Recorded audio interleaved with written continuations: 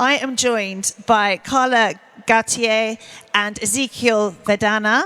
And let me just tell you something about them first. There's quite a lot to say, but I'm just going to give you the edited highlights. So Carla is a third-generation Puerto Rican architect, and she has a vision for our built environment, and it's incredibly important that we hear it. Just very briefly, you'll talk about your history in a second, but her vision inspires others to build a sustainable future, and her architecture is formed for having experienced climate change, climate disaster on the front line, but it offers a lot of hope and optimism, as you'll hear about in just a second.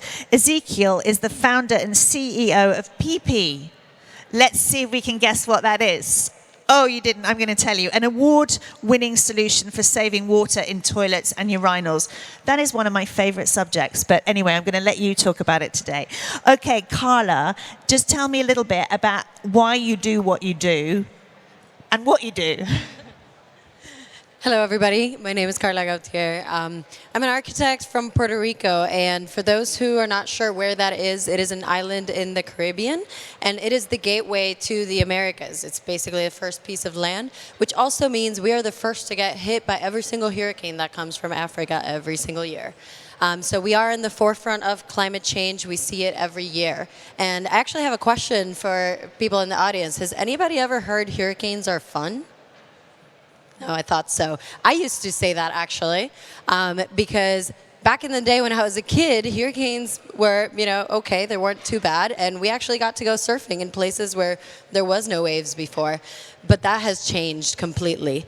And now hurricanes have become so strong that they are kind of unsurvivable for many people.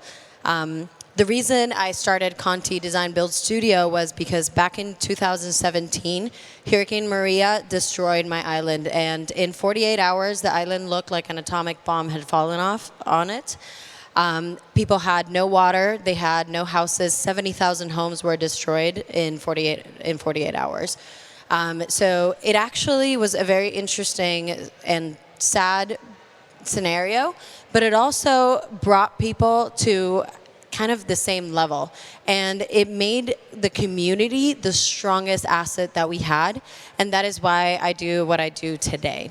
So Conti Design Build Studio is an architecturally oriented firm that leverages technology and biological systems to create structures, modular structures, that generate resiliency towards climate change and produce their own energy, water, and food as well. Okay, there's so much to ask you about. We will come back and learn a little bit more in a minute. Ezequiel, let's come to you. Why did you start PP, and where are you at? What are you doing at the moment? Okay, thank you so much. So it's a pleasure to be here, and I would like to start with a question for you guys. I would invite you to raise your hand if you went to the toilet today for pee. I'm going to raise my hand, so that's true. And did you flush it? Yeah, so yeah, you guys are the problem. No, just kidding. No, basically. Not kidding. They are the problem. Basically, what we are doing right now, it's a solution to save water in toilets and urinals. It's like a substitute for the flush, because on average, every single person wastes like 40 to 50 liters of water every single day just in flushes. In your house, for example, 35% of the monthly consumption of water is just for toilets. In offices and companies, could be up to 80% of the monthly consumption. Otherwise, you just wash your hands or you flush. So, on a regular basis, every city in the world, it's 40% of the daily consumption of water just for toilets. I am from Brazil, so in São Paulo, for example, it's 25 million people. 43% of the daily consumption of water is just for toilets. So I don't know if you know about that information, but yes, deal with that right now. So my expectation is to say to you guys, next time that you go to the toilet, you remember me and say, that crazy Brazilian guy is quite, it's quite interesting thing that he's doing. But actually we developed a biodegradable additive that can work specifics on urine, and works like a substitute for the flush. So instead going to the toilet and wasting like 8-10 liters of water in each flush, you just need 1 ml of the solution that we created. You can just use like a hand spray or a device that you attach in your toilet, and you don't need to flush anymore. So this is what we are doing. This is what I am doing for the last 10 years of my life.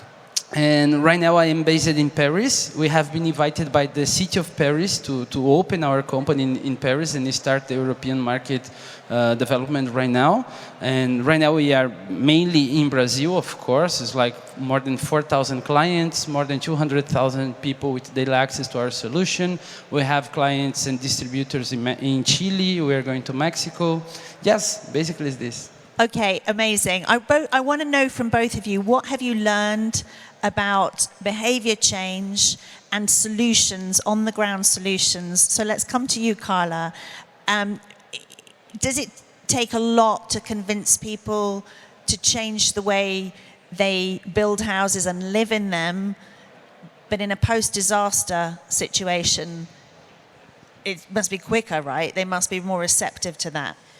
Yeah, so that's actually a very interesting question, because one thing that happened in Puerto Rico, for better or worse, was that the conversation around climate change after Hurricane Maria actually became very easy. And it's kind of sad to think that we have to go through such a tragedy to be able to understand what this really means and why we are working towards this, you know.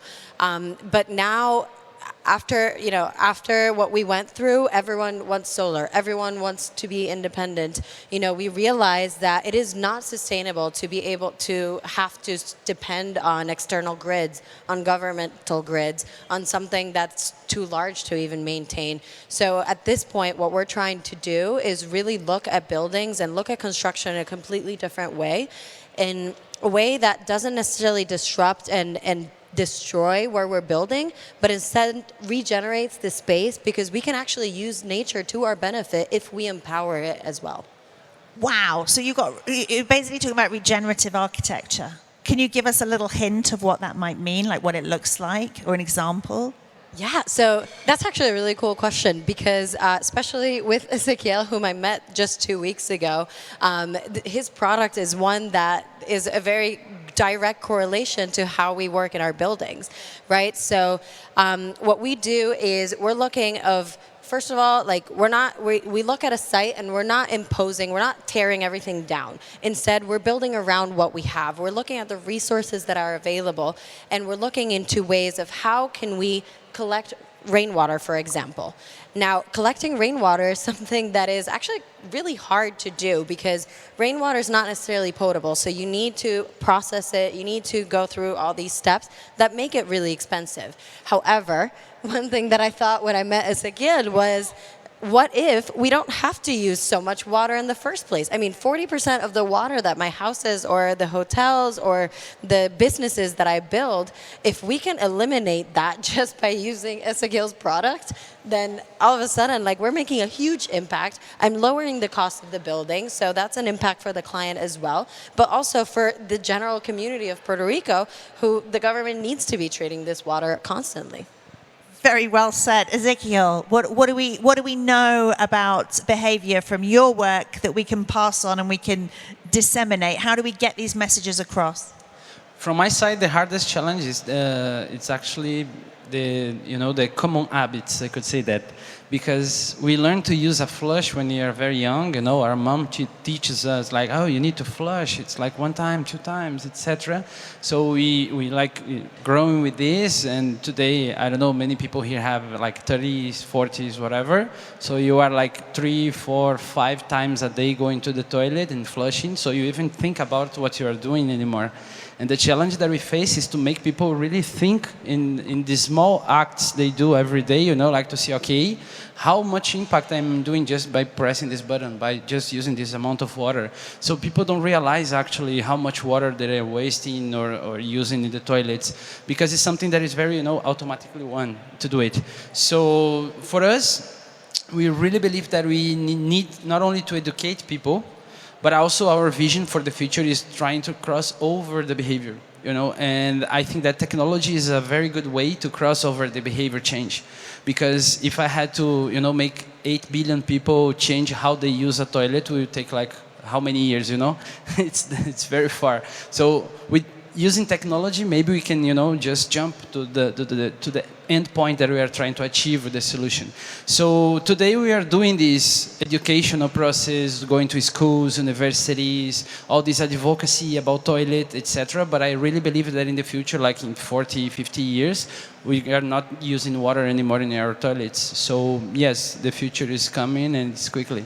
There you go. There is a vision. I'm going to have to leave you with this vision. I mean, this is Reset Connect. There's a reset for you from both of these people. I'm sorry it's been so short, but it's been amazing to have you here and to end with you. Could we have a round of applause for our last panelists of Reset Connect? Thank you. Ezequiel Thank you. and Gautier. Thank you so much. Thank you. And that is it. That's a wrap, everybody. That is Reset Connect. I want to say a huge thank you to you guys for being here and for your amazing energy and just all the engagement. And I don't think I've met so many people in an event for a long time, and I've really, really enjoyed meeting you and seeing all the stands. This is, of course, London Climate Action Week. I know that you're very active people. I know that you will turn what has been said in here into action, and I really want to thank you for that. You've actually given me a lot of hope and a lot of optimism and a lot of motivation just over the last 2 days. So I hope it's been reciprocal, and you two have got a lot of stories that you're going to share. I am going to end with what I always say. This is about storytelling and using these examples to get everybody moving. And I think we just heard some incredible stories. So if you can help me in disseminating these stories, I will be forever grateful. So on that note, thank you to the organizers. Thank you to all our panelists, all our amazing speakers, everyone that did the pitch event. It's kind of been overwhelming, and all the stand holders. And I really just want to say, see you next year, because I hope we can do it again, and I think we'll have a lot more progress to show in the intervening year. So thank you very much. Bye-bye. Thank you. Thank you.